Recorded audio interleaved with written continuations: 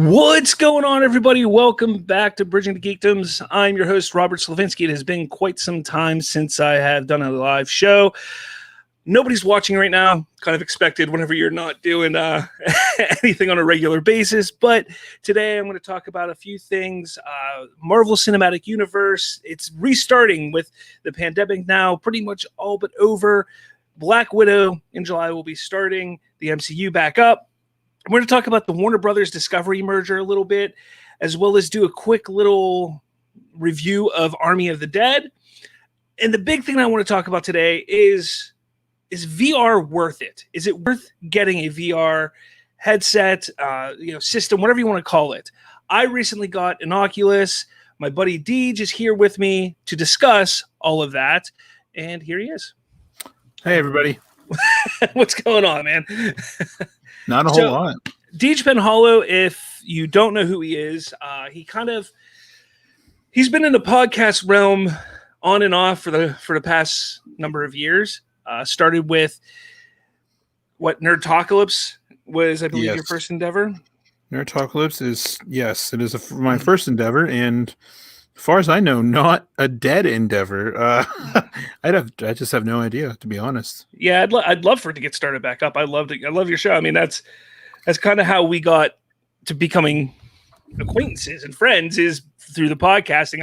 I heard your show, and I think it was from Facebook. We were in a podcast group, and we started talking, and then I saw you had a show. I started listening to it, and then you were helping me and building my show up and everything. So it was really cool. But yes, Nerdtalkalypse. But now, and well, not so much recently, because you had some big events happen in your family. Congratulations on all fronts. That's right. Yes, we had a baby, my third child. But you were doing a podcast, or kind of a podcast, on VR called We Are VR. Yeah, that's still an ongoing thing, and it is an ongoing TikTok channel. And I just recently posted my first little clips in months, since December 22nd, I think. Mm-hmm. Just because we've been busy doing a whole bunch of stuff. So yeah, but yeah, it's VR is probably the first thing that I have in the video game realm felt extremely passionate about in a really long time. Who knew that? I've never really been into video games, but who knew that VR was the one thing that I wanted to do, and that's what it keeps me coming back. It's very interesting.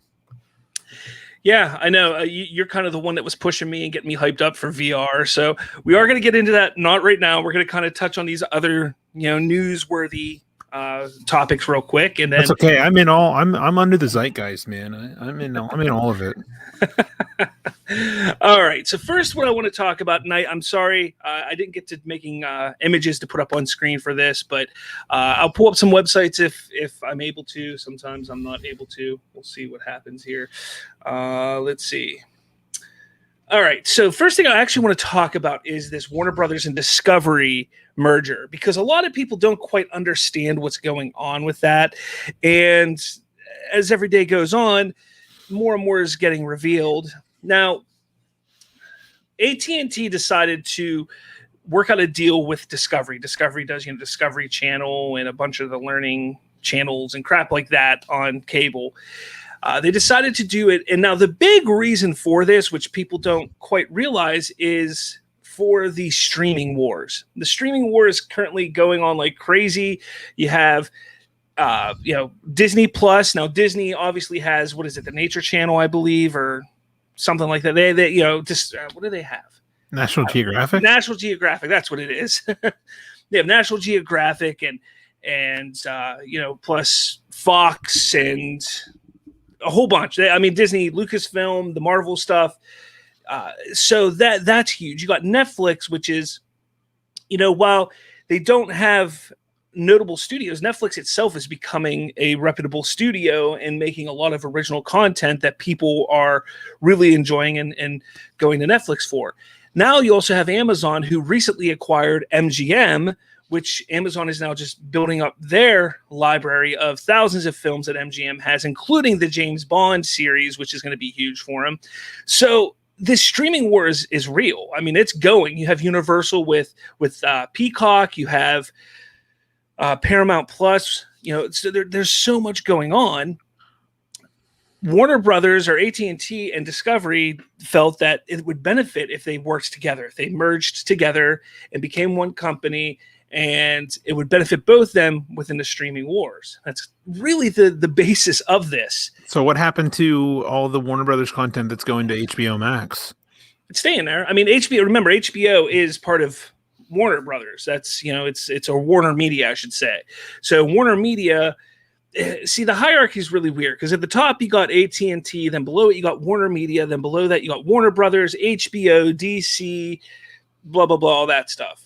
So essentially everything that's underneath Warner Media and Discovery are merging together into one company, which they announced just the other day will be called Warner Brothers Discovery, which is not a great name, but it's better than Peacock. Yeah, very true. I thought that's the weirdest name ever. Well, whether that's it's only a matter of time until somebody decides that that they're gonna just like you and me are gonna create like Deej Bob Studios, and we're gonna pay a flat rate and get a subscription for all of the major subscription services, and then loop it all into one and reinvent cable television. I mean, yeah, it's bound to happen. It's going to happen. It's all someone's going to do it. It's all cyclical. That's it. So it's going to happen. But it's like the wireless phone charger, and people were like, "Oh, I can charge my phone wirelessly," and then someday there's going to be you got those people. Like I had a guy that I worked with who constantly had his phone on the charger every day. Yeah, and he could only use a wireless charger. And I'm like, man, it's only a matter of time until someone makes something that attaches the wireless charger to the phone. Well, it's done. You know what I mean? And it's here forever, and no, you carry it around. What? No, I think a better example would be this: is when they started doing the Bluetooth AirPods, and it was no wires, look, and then they started selling things that you put on them, so it's exactly the same thing. Exactly. It just doesn't make sense. Anyway, but. Yeah, so they're merging together, which is obviously going to expand the content completely. Now, what they're going to do, because I believe there's already a streaming Discovery, I think it's called Discovery Plus, is already a streaming service, and then you have HBO Max. That's probably my most watched streaming service is Discovery Plus. So how they're going to combine the two, what they're going to call whatever they make it, that's still up in the air. This is probably going to take roughly a year to go through. It's going to take a bit of time. It has to go through all the regulations, and the government has to sign off on it. Just like they did when AT&T bought Warner Brothers, just like when Disney bought Fox. That whole thing, they have to go through the regulatory process.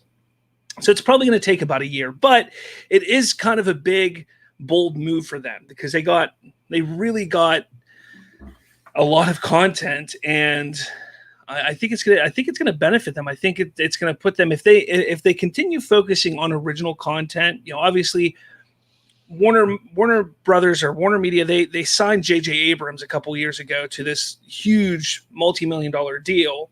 It looks like he's doing a lot of stuff for HBO Max. So if that just carries over and continues, plus any other filmmakers or whoever they get, it'll be huge. It really will be. And I think they're going to definitely going to put a mark, on the streaming wars and get up there. I mean, Disney right now is doing a hell of a job. They've got a lot of good content on there. Hell, I'm 35 years old and watched the Mighty Ducks show that they put on there, Game Changers. I mean, it's totally not, it wasn't made for me. It was made for my kids, but I was like, hey, I watched the Mighty Ducks back in the 90s. I'll watch this. What the hell? Hey, man, it's probably the greatest show I've seen in years has been Cobra Kai. It's been my favorite. I can't believe that I love it as much as I do. And that's on, I mean, Netflix has got it in the bag as far as IPs, I think. Yeah. You know what I mean? Their own IPs. They got that. They are on top of it. Yeah, they definitely do. I mean, and everybody was worried about it whenever they're like, "Oh man, Marvel's taking all their stuff off Netflix." But yeah, well, Marvel's stuff on Netflix wasn't exactly carrying Netflix. It was good, but it wasn't carrying it. Yeah, and they got Umbrella Academy, which is really good on Netflix. Stranger Things. Lucifer, which only has one more season. Season 5, part Jupiter's 2 Legacy. Have you seen that? I thought it was sucked, but I didn't finish it because I just kind of got bored with it. I was like, it was so serious, man. And I was like, yeah, I got like this is too serious for superheroes. And but another one that people are kind of sleeping on right now is Paramount Plus. I think they're gonna. One I watched a lot too. I think they're really going to explode soon. I mean, they have obviously all the Star Trek content that they're putting out. They got Picard. They got what's Discovery. I think they have another one coming out, if I'm not mistaken. The new Rugrats reboot came out, and I watched the first episode, and it is super weird. They got a Patrick Star show coming out for kids. So I'm upset about they're spreading the love. They're spreading the love over on Paramount. But the big one that I think people are sleeping on, and I hope I'm right about this, is the Halo television series that's going to be on Paramount Plus. I can't wait for that. Freaking time. Yeah, I mean, it's taken how long, but I can't wait. I hope they do it justice. Decade. Because Halo could be something as big as, say, Star Wars or Game of Thrones, or it could be that big. There's so much story and lore there. It's just people don't know about it because it's just been ingrained in the video game world. But I think if they do it right, it could be huge. And I hope it is, because I've been waiting for 15 years for this. When Neil Blomkamp back in 2005 was attached to direct a Halo movie that never happened. But I thought it was Peter Jackson. Peter Jackson's company, Weta Studios, was behind it. Yeah. Okay. Or what a workshop. That's what it's called. What a workshop. Or maybe it's Weta. I don't know. I mean, either way, I've always been a big fan of Halo. Despite my switch to PS4 in later years, I am still, I still have, I got my Xbox on my PC that I can play Xbox Game Pass, and I can play Halo on that if I want to. And I'm looking for my Xbox controller. I don't know where it's at. It's around here somewhere, though. I did have my Oculus up here a minute ago, but I put it on the couch. That's all right. Real quick, Army of the Dead. I kind of want to talk about that real quick because it came out a couple weeks ago. I didn't get a review up, so this is going to kind of be my review for Army of the Dead. So if you know me, I'm a huge Zack Snyder fan. I love watching Zack Snyder films. Obviously, I'm going to say that not all of his films are great, but they're all enjoyable to some degree. I obviously love the DC stuff that he's done, where Sucker Punch, it wasn't for me. I get why people love it. I'll watch it. I own it, but it's not for me. The Owl movie was really good for being an animated film, but 300, phenomenal. Watchmen, phenomenal. And his first movie, Dawn of the Dead, which was the remake, was really good. It revolutionized the zombie genre back in the mid 2000s. So the fact that he was doing another zombie film, I was like, hell yeah, let's check this out. So I went in, I tried to go in as blind as possible. I saw the trailers, but I went in pretty blind. And when I got in there, I really enjoyed the idea behind everything. The fact that the movie it's a heist movie more than anything. It is a heist film. So I'm talking about, the crew has to go get money from a vault in Vegas, which is overrun by zombies. The zombies is the backdrop. The zombies are not the main component of the story. The heist is. So I thought that was a really cool concept, and I liked that. But as we got into the movie, it starts out very slow, and that was just kind of upsetting to me. I wanted it to be a lot faster. I wanted to get to the zombies and the action, because when I went into it, again, I went in pretty blind, knowing that it was a heist movie, but I wanted to see more zombie action. I wanted to see the fights, against the zombies, killing the zombies and everything like that. So it took a little bit of time to get to there. Now, I will say the first 8 minutes, 10 minutes of the movie is phenomenal. It might be one of the best beginnings to a zombie film ever. It is absolutely great. But once you finally get into the story, it's kind of slow. It drags a little bit. I felt that even when they're getting the gang together, the group of people together to go on the heist, it just didn't seem to flow very well. While it was slow, I didn't feel a connection between the characters, and none of it really made sense. Like, where do you know this guy from? Why do you know this guy? Why are you picking this person? That kind of thing. It just didn't really, there was none of that in there that made it like them have a connection. Didn't they they recasted somebody too, didn't they? Tig Notaro, I believe is her name, was put in. They casted her to replace a guy. I can't remember his name. Chris D'Elia?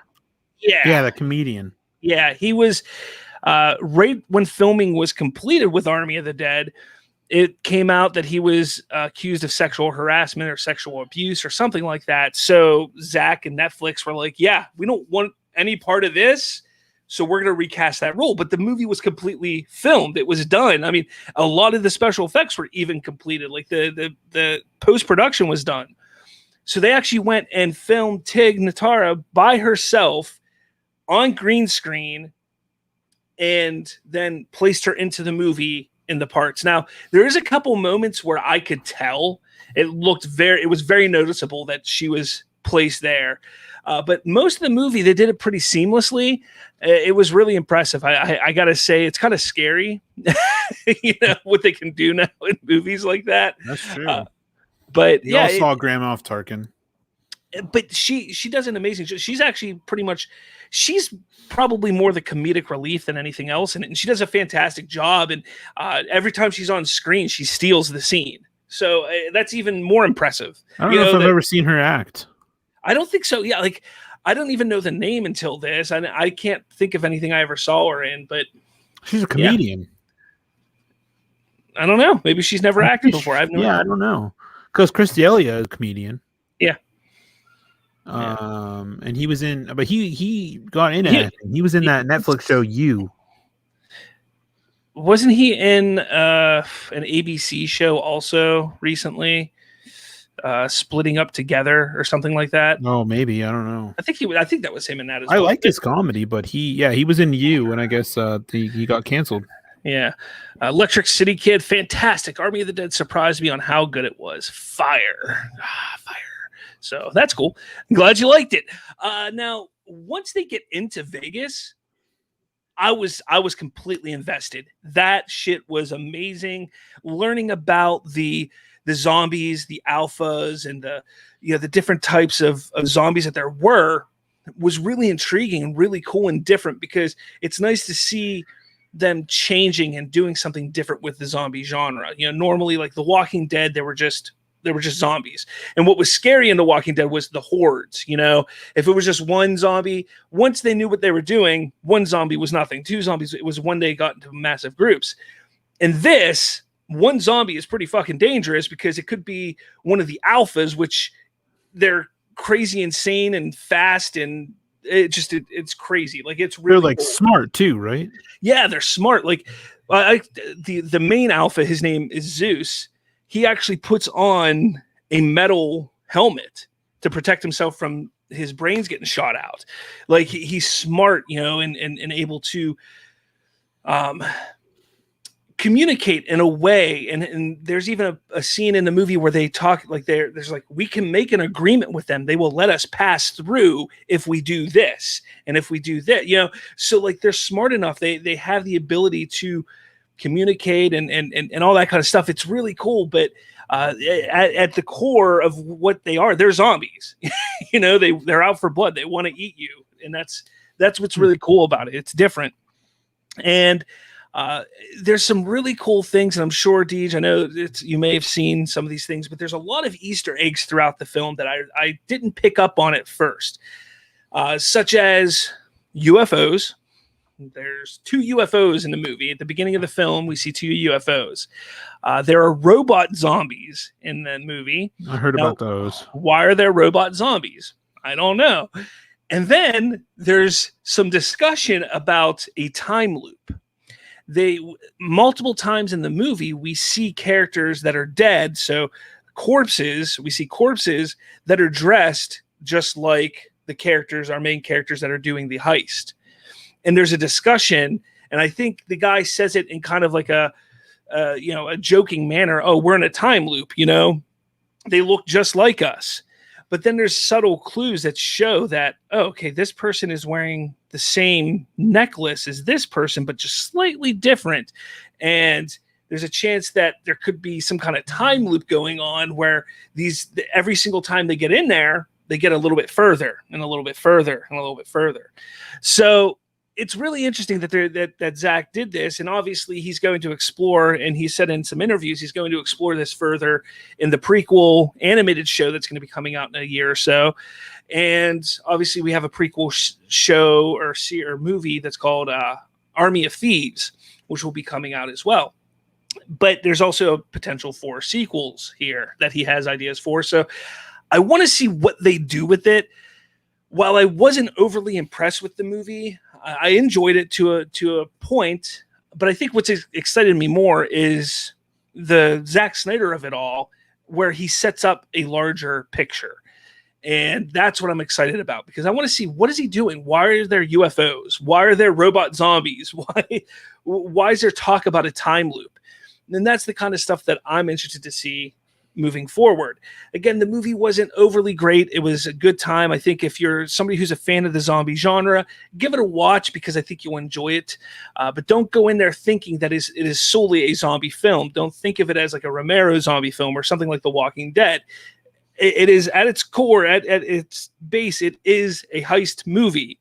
It's the zombies are within that world, and that's all it is. So again, I recommend it. It's not his best, but I wouldn't say it's his worst movie either. So that's where I stand on Army of the Dead. Interesting. I have had zero desire to sit down and watch it, not for any reason other than it just doesn't flip my trigger, I guess. I'm not sure. I'm really, really burnt out on zombies, though, like truly, honestly, because of that trash you have hanging up on your wall behind you. Look, this is when it was still good. Maybe. Was it ever? And I have autographs on here. So the cast autographed it. So just polishing a turd at this point. No, you're not wrong. I have gone back and watched some Walking Dead over the past few months, and it really, I don't understand why everybody was so obsessed with it back in the day. I'm sure it doesn't hold up. I bet it doesn't. It really I don't know. doesn't. The more I think about it, the more I'm like, I don't know if I ever liked it. I had problems with it. I loved season 1, and then I read the comics before season 2 came out. And every time I watched an episode, I was like, no. Yeah. But I kept going, and it just slowly kept getting worse. I think Robert Kirkman finally was like, yeah, I understand that. So not only did the comic, after issue 100, the comic just kind of was like, it just felt like it was always a struggle to get through the next comic. Mm-hmm. I stopped after issue 115 or so. I was just like, I'm done. But he didn't even make it to 200 issues. He ended it because I think he started to realize, okay, I think the zombie end was trash. I didn't read the end. I read the last issue, and it's so dumb. Really? It's like, why? I don't know. I'm so glad. I remember a couple years ago, I had all planned out. I was going to get this crazy Walking Dead comic book, tattoo chess piece. God, I'm so glad I didn't do that. That's why I really the Flash is my favorite superhero. I would love to get a Flash tattoo, but I'm afraid I've been the same way. I'd love. I'm afraid 2 years from now, they're gonna be like, oh, the Flash, it's now canon that he punches babies. And I'll be like, oh shit. Yeah. Who knows? With what DC's doing right now and Warner Brothers is doing right now, that could become canon. Who the hell knows? I know. That's what I'm saying. I don't want the Flash to get canceled now. I'm forever, and I'm gonna be like, I gotta cover it up or something. Have you kind of off topic here? Have you watched any of the CW stuff lately? No. I know you and I used to. I mean, we would bond over. That's kind of what we bonded on, was talking about that stuff. The Arrow. Man, I haven't watched that stuff since Jesus, man. It's been a long time. Yeah. So I a little thing popped up on Twitter yesterday, which is crazy. I was on there, and literally every post I saw was Superman and Lois is amazing. Superman and Lois is the greatest Arrowverse show ever. Let me backtrack on that. I did watch the pilot for that, and I thought it was pretty good. Yeah, it was. But I put up on Twitter after I've seen all that. I was like, okay, guys, remember, every CW show season 1 has been amazing. Everybody's loved it. Once you hit season 2, it becomes shit. So get ready for the shit. I did watch Crisis on Infinite Earths, and I loved The Flash all the way up until I think I stopped watching like right before Godspeed showed up. I thought it was great. I never had any issues with it. Legends, I like loved it here and there, but like, dude, when they did that giant Bobo thing, I was like, I'm I out. was out. I'm That's done. when I was out. That's exactly when I That was was out. so retarded. And then Legends or Crisis on Infinite Earths was like, oh, dude, it was rough because did you ever read the comic? Yeah, of course. Yeah, so it was like totally not even close. No, like, not even a little. You know what I mean? You can't slap a label of that magnitude, and I'm talking like magnitude on something and then just like don't give it any justice. Like I'm like, we're like traipsing fucking Harry Potter and the Goblet of Fire territory here, and I'm like, I don't know, man. Harry Potter and the Goblet of Fire is one of my favorite ones too. So, what you mean, the movie or the book? Movie. Because well, remember, I've never read the books. We got to do a Harry Potter podcast one time. Oh yeah, dude. I've read all of them, and I've like, watched all of them. What we need to do is I need to read it, and I'll read book 1, and then we'll sit down and compare the films and talk about it for an episode. And then I'll read book 2, and we'll sit down and compare the movie and book. And so you've never done a read watch comparison? I've never read the books ever, dude. Holy shit, man. You're literally going to be like, wow. Like, it's funny because I listened to them when I was delivering pizzas, so it was kind of a different whatever. That's my preferred intake of book. And every time I would listen to one, I would totally just get it all out in like 1 week at a time. I would listen to the book, and I would simultaneously forget what happened in the movie. I'd be like, man, I can't wait to go home and watch the movie, and then I would watch it and be like, oh yeah. Trash. See, the movies every time. I've watched the movies so many times, like with the exception of maybe like the last 2 or 3 that I haven't watched as much. I love them, and I have them. They're in my mind, so I remember them. So it's great. So when you're listening to the book or when you're reading the books, you'll take those characters, Dan Radcliffe, Emma Watson, Rupert Grint, you'll take them all, you'll put them in your head. That's who plays out in the book. That's why it's so hard to read it and be like, wow, I can't believe they did that. That's so cool. And like it's really hard to put the difference between the two. Mm-hmm. And then like when you go back to watch a movie, you'd be like, oh, what? Like, what is this? Like, and I gotta say, the number 1 is fine. There's like maybe 1 or 2 things that they don't like put in the movie. That's cool. Number 2, they start getting a little bit more. Number 3 is a train wreck. Number 4, train wreck. Number 5, the worst one at all, is so not close. And then like number 6, if I made number 5 sound bad, number 6 is the absolute just. It shouldn't have even made it. And then number 7, both parts are pretty damn accurate. So what are your thoughts on Fantastic Beasts then? Both of those. I like those movies. I don't have a problem with it because there's no source material. So yeah, whatever. So it is what it is. Yeah. Like I don't have a problem with that. It is look, that's my, you know what I mean. And I'm not even going to start it. I'm not going to say the R word or the R word because I can't do it, and I won't watch the sequel whatever it comes out. But that's my problem with Ready Player One. It's just. With anything, if you have source material, like just leave it as it is. That's where I stand nowadays. I'm tired of it, man. Like I don't have the energy to hate something as much as I hate Ready Player One. Like I can't do it. Meanwhile, I loved the movie. I thought it was a fantastic film, but I didn't read the book. So there you have it. One of them will be a waste of time. I swear to God, don't ever do it. I promise. Don't. I recommend you read the book, but you will hate yourself for ever watching the movie.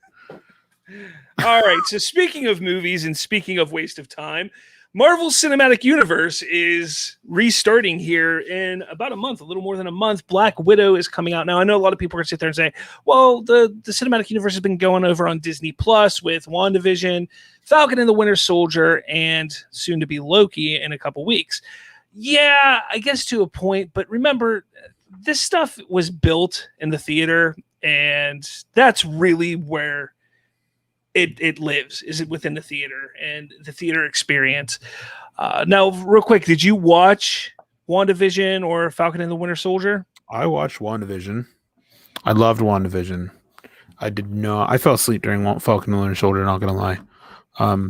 It bored the heck right out of me, and then I never went back. Yeah. But I know what happens. Yeah, I mean, it's obvious. I mean, Yeah, like I that's all I really need to know. I don't necessarily need to know about US Agent. I don't care. Yeah, US Um, Agent. He's really what sold the show for me. I really liked his character, but essentially, I mean, it was just a bunch of filler to get Sam to becoming Captain America, and that's all it really was. Like there was no. It doesn't seem like, as of right now, it doesn't seem like there's going to be ever any lasting ramifications from that show that's going to go into the universe sure. as a And whole. what you just said right there is sort of like, let me backtrack real quick on like the reason like Fantastic Beasts and Where to Find Them 2 is fine, but the entirety of that movie, what happens in it, Mhm. based off what I know, either from the books or not, and I can't remember right now if it goes into that kind of detail, but based off what I know, that movie could have been handled on Twitter and Twitter alone. And that, that's all I'm saying. Like, it just, the stuff that she twists in that movie, just like, I left that movie pretty pissed off, but they're fine. Like, yeah. And that's the same thing I feel about Falcon and the Winter Soldier. Now Loki, I bet Loki's going to have a little bit more ramifications. I think I'm hoping so. In the greater tell, because that Loki, he's a variant. You know what I mean? That's cool, and I'm interested. I like Owen Wilson. You know, it looks more fun than that. I just didn't. I don't know. I don't know what it was about Falcon that I was just like. And here's the big thing that a lot of people don't take into consideration with what they did over with Falcon and the Winter Soldier. You may like what's his name that plays Sam. I can't remember his name now. It just left me. It was there and it's gone. Oh, I know. Yeah, I know what you mean. I don't. Anthony Mackie. Anthony Mackie. Thank you. Yeah, Anthony Mackie. You may like him as an actor, but he's not a leading man, and that hurt the show. Now. Well, the show was supposed to be the first thing too, and it's good. You know what, dude? It's a good damn thing it wasn't, because it wasn't received all that great. Yeah. So it's going to be interesting to see how they utilize him throughout, because again, he doesn't have a leading man presence. Whereas Tom Hiddleston, when it comes to Loki, Tom Hiddleston is a leading man. Like he could lead a movie, he can lead a TV series. That's who he is. That's just, he gives off that persona. He's got a larger than life type of presence to him. And I think that's what's going to really help Loki succeed, because, and then you have someone like Owen Wilson, who again, isn't a leading man, but he's well known and he's a damn good supporting actor. And that's just going to add to Tom Hiddleston. I hope that they work really well off of each other. From the previews, it looks like they do, but I hope they do work well off each other. Plus, most of the time when you see a trailer for something like that, you're getting like the first episode, first 2 episodes, something like that. Like, you don't know who's going to make an appearance in that show. It looks like a freaking time travel show. You know what I mean? Like, we could see anybody. We could see anybody. That's just it. Like, I'm excited for it, and I can't wait. I can't wait to give it a shot. And I'm gonna be honest with you, man. I love, what's that dude's name from Stranger Things who plays the cop? Yeah, I know who you're talking about. David Harbour. David Harbour, yes. Yeah, I'm a huge David Harbour fan. I don't know why. I just really like him. Hellboy though, but yeah. I didn't even see it. I don't care about Hellboy, so I'm like, just whatever, it's off my radar. But I'm really big. I'm a huge fan of him, and I can't wait to see Black Widow for that reason. For him, I'm not going to go to the theater to see it. Is it coming out on Disney Plus? It will, but it's gonna. I believe. Is it not? Is it a premiere? It's a premiere access. Yeah, so you have to pay $30 or $35. I'm fine with that. It is. Yeah, no, I'm definitely looking forward to seeing Black Widow. I for as much as I rag on the Marvel Cinematic Universe, I do actually enjoy it. And I am kind of missing it right now. WandaVision was a decent holdover. I was not a big fan of WandaVision. I actually did like Falcon and the Winter Soldier quite a bit more than WandaVision. Loki, I'm hoping, is really good. Black Widow, I've not been excited about it. But again, I miss the theatrical experience of those fun superhero shenanigan films. So that's kind of what I'm looking forward to. I will probably try and make an effort to go to the theater and see that for sure. But Shang-Chi comes out, I think, a month and a half later. That I'm not all that excited about Shang-Chi. I mean, the trailer looked cool, but I really don't get where he lies. Like, maybe does it have something to do with those rings? The Legend of the Ten Rings. Are they like as powerful as the Infinity Gauntlet? That's what I understood. No, that's not what that is. That's not what that is. I mean, kind of, but not. I mean, it I don't know much about Shang-Chi, and I know that, and I don't know much about the Ten Rings, but it's not like that. It's a little bit different. think of almost like from what I was explained, and whoever watches this, go down to the comments and yell at me all you want if I'm wrong. But from what I understand, it's similar to like the Iron Fist, the Immortal Iron Fist. Oh, and great. you kind of get this power, and these abilities and stuff like that. But again, if I'm wrong, I might be wrong. I mean, are we expecting him to be a part of the greater MCU or no? Yes, yeah, he's going to be part of the greater. So MCU. he's going to be like the next, in the new Avengers or whatever they're going to come up with. Whatever they decide, yeah. Honestly, West Coast Avengers. I don't know. I'm excited about that. Like that, the next two, like Black Widow, Shang-Chi, I guess. But like, I'm really pumped about Spider-Man. Like. Give me your thoughts on that. Let's say we're already up to like 36 minutes, but give me your thoughts on Spider-Man. All the rumors surrounding. Please tell me you've heard these rumors. Oh, I've heard all of them, and I honestly think that like Andrew Garfield coming out saying like I ain't in the movie, that's bullshit. Like there is no way that they're gonna bring Willem Dafoe in the fucking movie. Alfred Molina, Jamie Foxx. I want to point out something here. I was told by somebody very, very, very reliable that Andrew and Toby both had parts for the movie. Whether they agreed to show up, they didn't know, but they knew for a fact they did. The person also told me that Willem Dafoe would be returning as Green Goblin and that he would be pretty much the main catalyst behind everything that goes on in that movie. I actually reported on that back in February. I want to say it was the beginning of February. I reported on the Green Goblin stuff.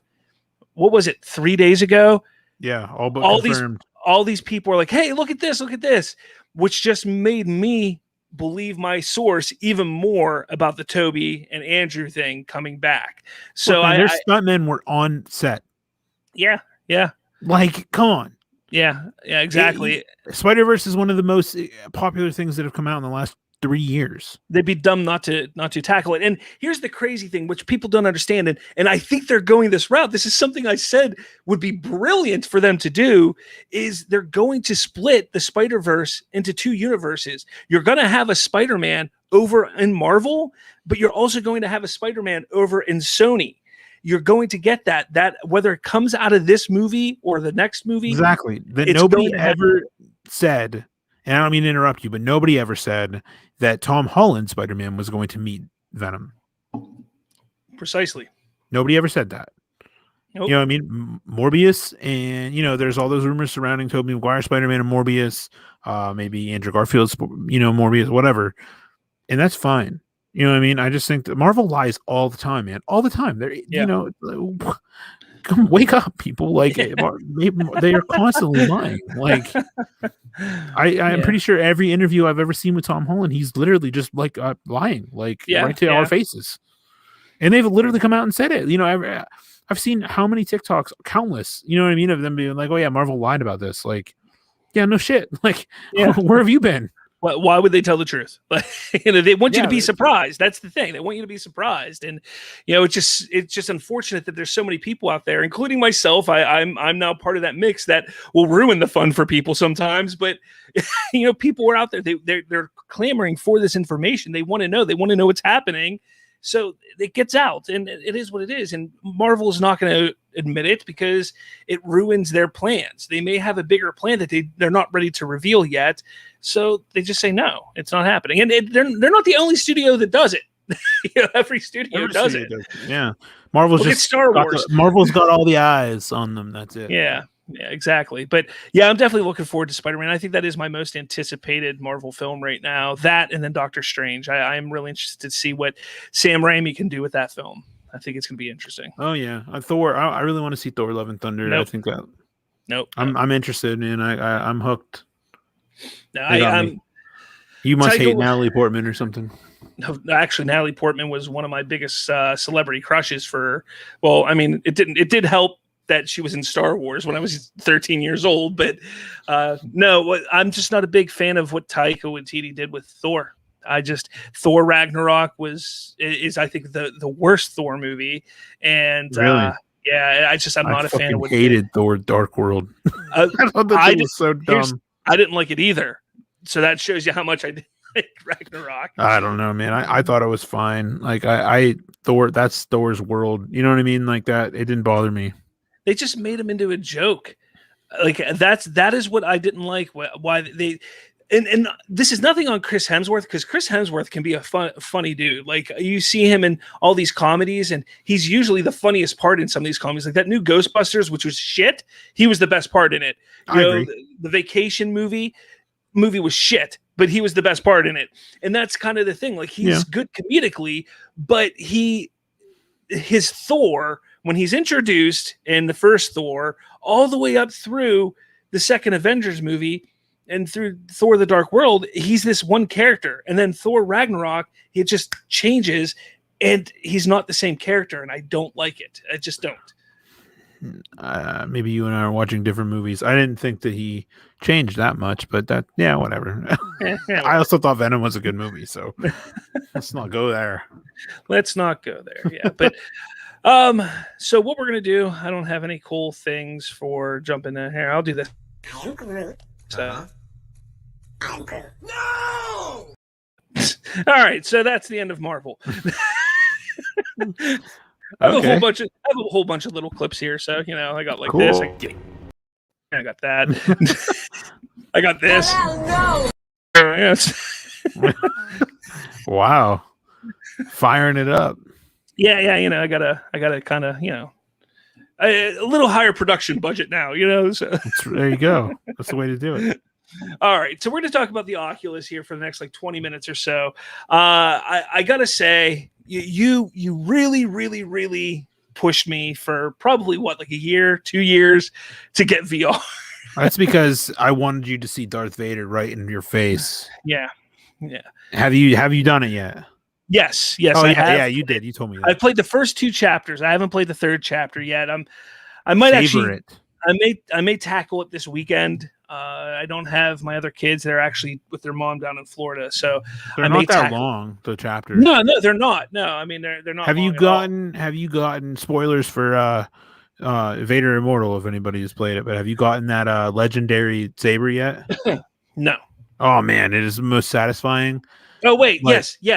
Yeah, I'm sorry. So it take when you turn it on, it sparks and then it goes up. Dude, I love it. I used to do. I did it 48 times in a row. I just watch it. I loved it. It was so fun. Cool. The story was fun and everything. Man, just last weekend we fired up the Oculuses and I played the Lightsaber Dojo on the 3rd episode for 2 hours straight. It's so fun. Yeah, no, it's the Vader Immortal, again, I just played the first 2 chapters. It's a lot of fun. And I got to say, for being as big of a Star Wars nerd as I am, and how much I as a kid, I always wanted to pick up a lightsaber and have a real lightsaber in my hand. This is probably the closest we'll ever be. That's true.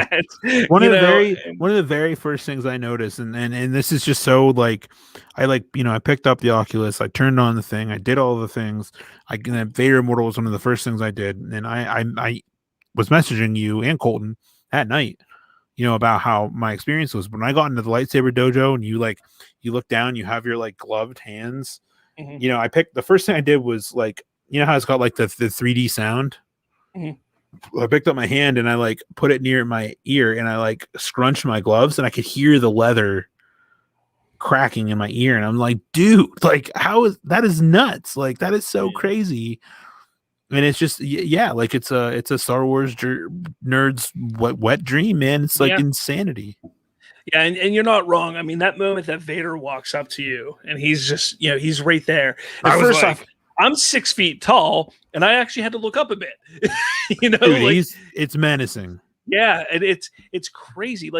And I actually I jumped a little bit right in the beginning of the first chapter because you kind of you're in your spaceship and you go over and then you're over top of Mustafar, and when we came out, I kind of looked down and my equilibrium was just way off, and I kind of had to jump back and rearrange and readjust my entire body because I just felt so immersed. I was like, holy shit, this is insane. Well, the very first thing they got you going, you're standing over the thing and you look up above you and there's a Star Destroyer coming over you. I'm like, holy fuck, dude.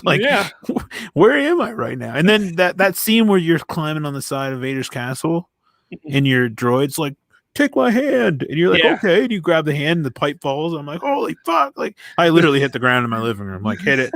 I was like, dude, wow. Never played VR before until tonight. Now here I am on my living room floor. Like, and then she's like, oh, I'm standing there and there's like one scene and it's in chapter 1, 2. And she's like, we got to go up. And I'm like, well, how the fuck am I going to do that? I've never done this before. She's like, just climb up the ladder. And I'm like, oh, okay. So I start mimicking climbing up the ladder and there I go. Yeah. And I get to the top and I'm like, dude, what the fuck? Like, it's so weird, man. It's good though. It's funny. It is. Yeah. It's definitely a good time. But, I kind of want to discuss the whole Oculus as a whole, or VR as a whole, I should say, and if it's worth it. Because prior to getting the Oculus, prior to talking to you and Colton, and now John over at Spoiler Country actually got an Oculus the other day. No way. Yeah, he did. Dude. Yeah. But, prior to me getting one, all you people were telling me, get one, you should get one. And to me, I was like, that is not the future of gaming. Like, VR has never been like, I never thought that VR could work as well as it's working right now. And that was kind of my big thing. I was always like, augmented reality is the future. That is the future, where you put on some kind of glasses that are see-through, but the room around you will adjust due to cameras or whatever it is, so it feels like you're in that room playing that game. And that's kind of what I thought they were going to do with it, or what was going to be the future of gaming. And that is kind of taken a back seat. VR has really just jumped ahead way past that. And it's shocking. I can't believe how good it is. And let me just say this. And I know, I mean, you probably would have told me, I'm assuming, but I know you haven't even scraped the atmosphere and what you can do. I've done some mind-blowing stuff in VR, man. Like, I've done a lot. I mean, I've got a full-fledged gaming PC here. I can hook the Oculus up to it. I can use Steam games.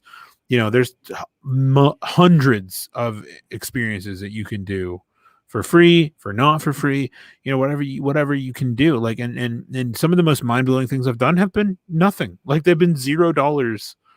And I'm like, wow, like, this is, it floored me. I mean, one thing is on Steam, it's completely free. I can't remember. It's called The Lab. Dude, it's got some of the best graphics I've seen in anything. You know what I mean? You just load it up and you just start playing it. And you're just like, how is this even possible?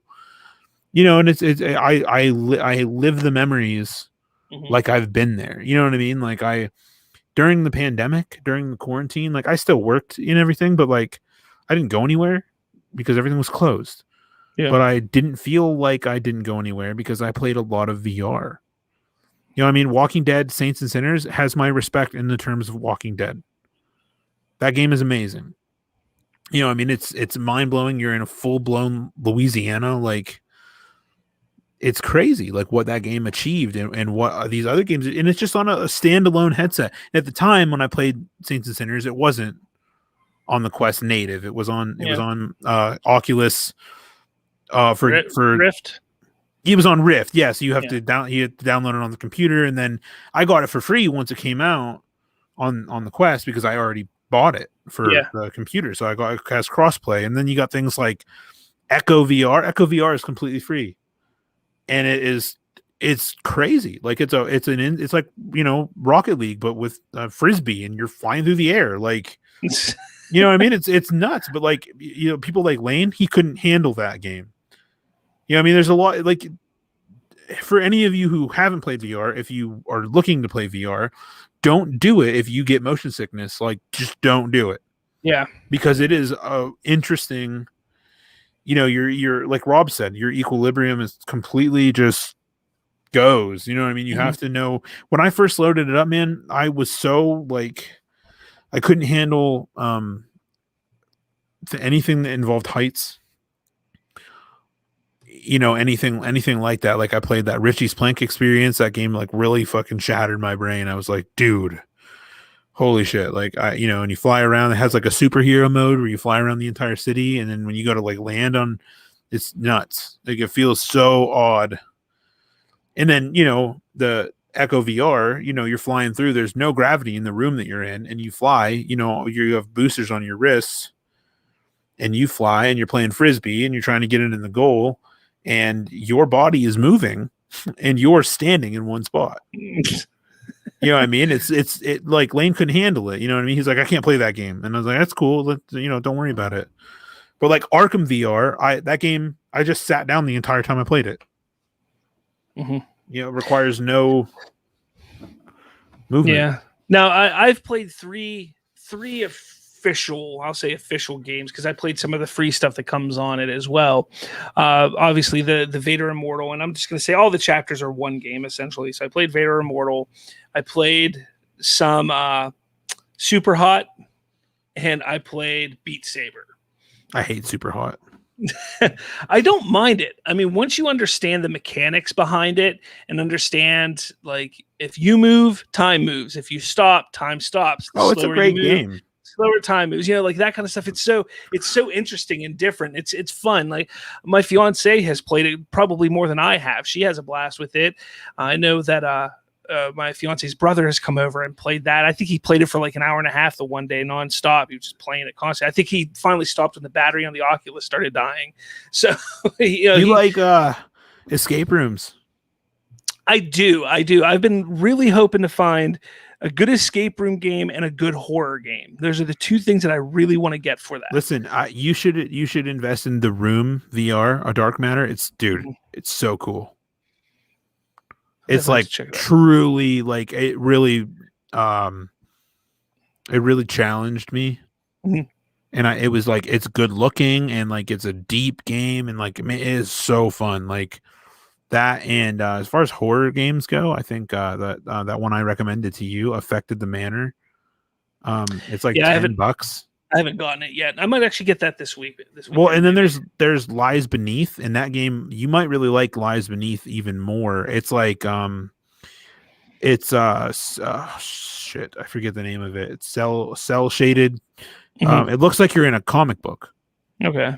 And it's a horror game, and it is fucking mortifying. Like, I played it like one day when it first came out, and I was like, dude, this is a fucking crazy game. And it is like, it's horrifying, but it's an actual game. Like, it's not. Yeah. Affected the Manor is basically like a haunted house.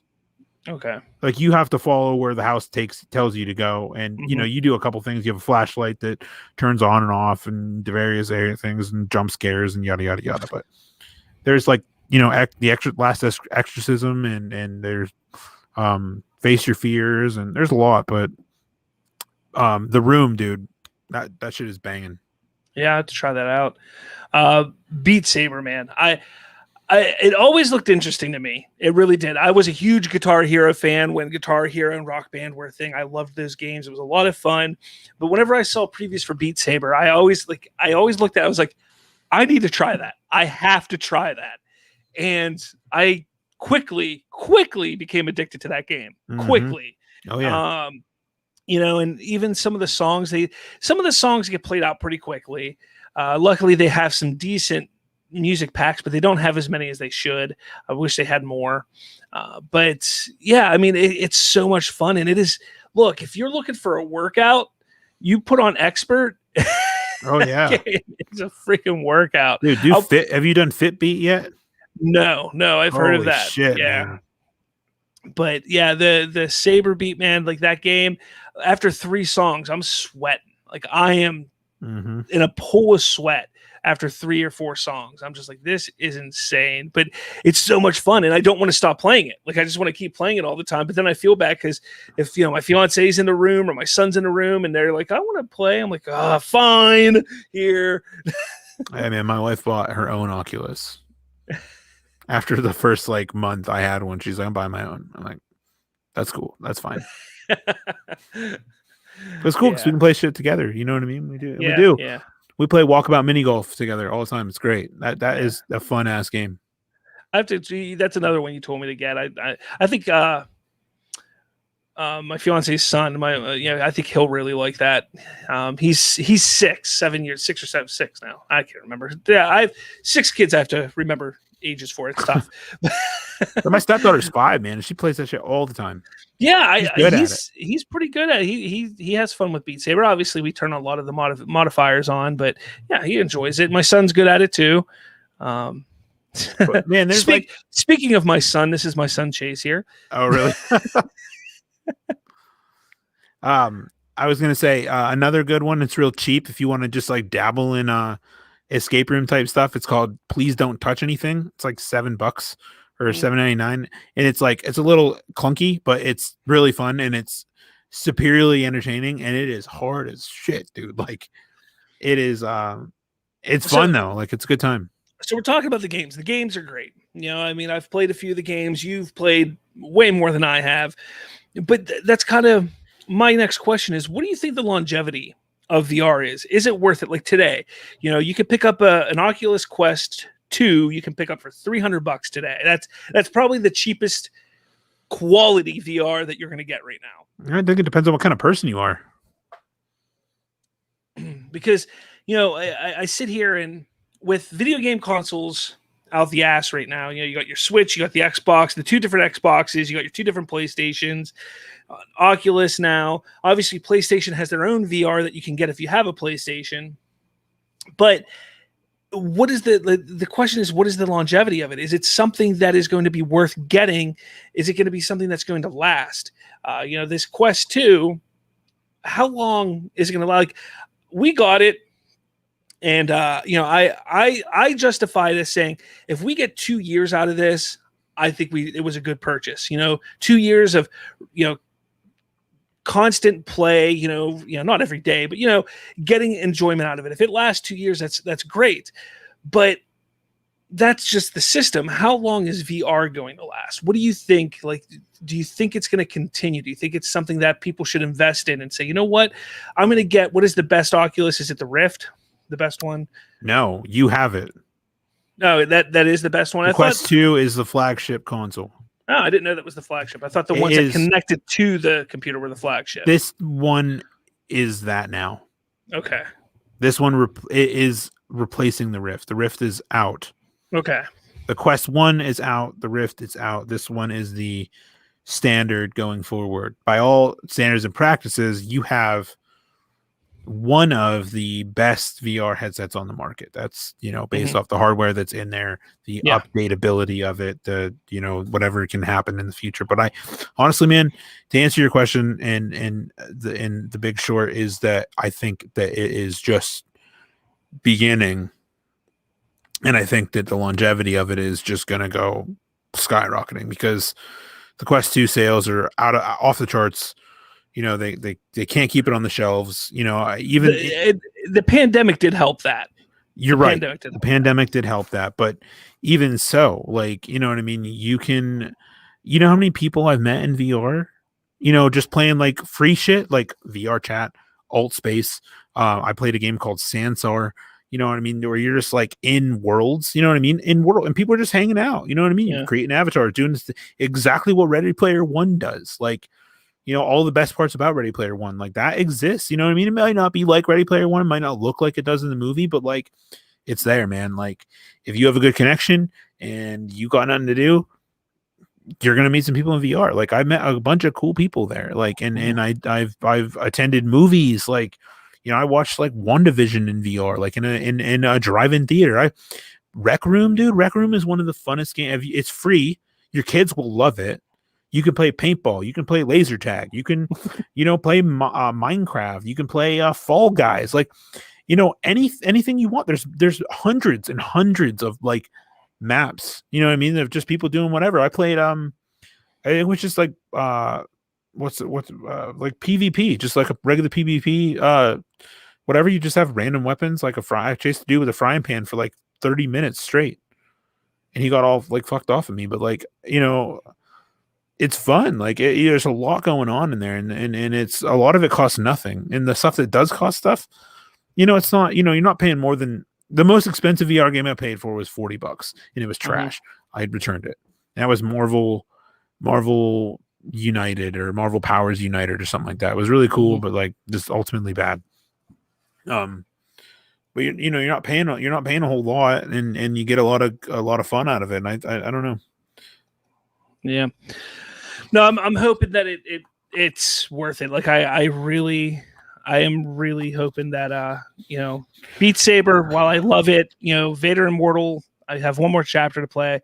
After that, I got to find something else to jump into, and I'm hoping that I can find some things that really keep me invested in it. Because like I said, if 2 years, I think it'll of constant play of enjoyment out of it, I think it'll be worth it. Just listen, as long as your bank account permits it, you can try something, or you can buy something, try it 2 hours, and then return it. Mm-hmm. You know what I mean? And it's super easy to do. Just right on the Oculus app, you can get on there and return it. I've done it literally hundreds of times. It takes like 2 days to come back, to get your money back. But make sure that you are doing it, because if you don't, then you can't get your money back for it. But something like Arkham VR, man, that game's 2 hours long. I bought it, played it, returned it the same day. You know what I mean? And it's great. I thought it was awesome, but it doesn't have a lot of VR does not have replayability, and that sucks. And that's my big concern with it. It doesn't have a lot of it. And it, the room, I love it. It's so cool. But I'm gonna have to go back in 2 years to play it again. It's all that fresh, and the puzzles are hard. You try, and you know what I mean, and you get them, and then before you know it, you're done. And then I'm like, okay, well, that was fun, and that was $30, and you know what I mean. You're not going to hop back into it, so I archive them. You know what I mean? I'll come back to it when I want to. Mm-hmm. You have the ones that you constantly have that you want to show friends, another weird one. If you like Rick and Morty, do you like Rick and Morty? Yeah, not really. Okay, well, if you're not into that kind of comedy, then that game's not for you. But Accounting Plus is what it's called. It's fucking crazy. It's so weird. It's one of the weirdest games ever, but totally interesting, and it's all really, really heavy Rick and Morty base. But even the Rick and Morty VR game, interesting. I thought it was awesome. Mm-hmm. But Job Simulator, man, my kids love Job Simulator. Vacation Simulator, you know what I mean? Just fucking love it. Cookout, those games are $15, and they love it. But they'll play it all day. You know what I mean? Hey, my son's saying he likes Rick and Morty. No, you're not watching Rick and Morty. You're too young for that. Well, Rob's son, Job Simulator is a child-safe game, and it is made by the creators of Rick and Morty, and it has that kind of humor while being safe for children to play and enjoy. And I find a lot of enjoyment out of them. He says, "I'm Job Sim and Vacay Sim." I guess he's saying I've played it. I don't know. I don't think he knows how to use a keyboard. I mean, he is 11, so I don't know what his problem is. But they're great games. I mean, if you have the chance to play them, definitely, give it a shot. VR chat is another. It's good. There's a lot going on in VR. Yeah, my kids do that too. Yeah. No, I definitely. Thanks for stopping by. I actually want to. I want to get a really deep, in-depth discussion of VR once I get more experience myself into it. Keep trying, man. Yeah, but thank you so much for coming on, man. I love having you on. I wish we could do it more often. Yeah, me too. I know your life is hectic, man, and I get that. I was there last year. It'll get better. Hectic, but yeah, definitely, man. Congratulations on everything again. But definitely hit me up. I know that you got some free time. Hopefully you have some free time in the next few weeks, and you can jump on again. So yeah, absolutely. Little bit. I don't want it to go another 6 months, is what I'm saying. 6 months ago we do. Yeah, I agree. That sounds good. But maybe get caught up on some of the pulp culture stuff too before that. So. I mean, I'm trying. Gotcha. I can't stop watching Food Network, dude. I can't. What's for dinner? Let's watch Food Network and we'll find out. All right. Well, everybody, thank you so much for watching Bridging the Geekdoms. As always, make sure you hit that like button, that subscribe button, follow button, all that jazz, all that fun stuff that people ask you to do on YouTube so they get more views and all that jazz. Make sure you do that because I like doing this and I like bringing it to you. And the more people that sees it, the more I'm going to do it. I don't know how it works. I don't know how it all works. It's just a thing. But make sure you hit all those buttons. So, you know what? Plain and simple, hit those buttons so I feel good about myself. That's what it is. So, Why not? Might as well be honest, right? I mean, Yeah. so with all that, guys, thank you so much for watching. Make sure you check out the channel. I've been putting up videos, my free talks, which are my drives home from work. I discuss things. I throw them up online about things going on in the pop culture world. So make sure you check those out, as well as some trailer reactions and some other things. So with all that, guys, thank you so much for watching. I'll talk to all of you later.